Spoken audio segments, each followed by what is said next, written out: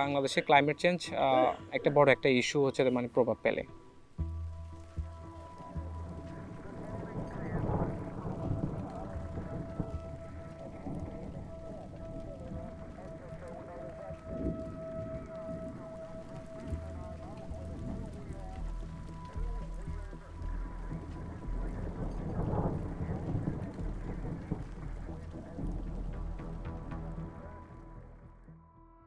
বারবার বারবার এই বন্যার ফলে আমাদের এই অঞ্চলের মানুষগুলো সবচেয়ে বেশি ক্ষতিগ্রস্ত হবে, এই ভয়টাই সবচেয়ে বেশি হয় আমাদের।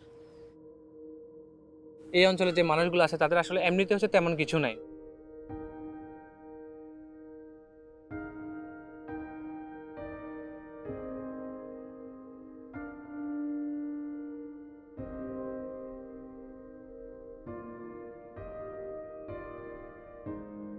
আসলে আমাদের হচ্ছে যে আমরা মানুষের জন্য কাজ করি,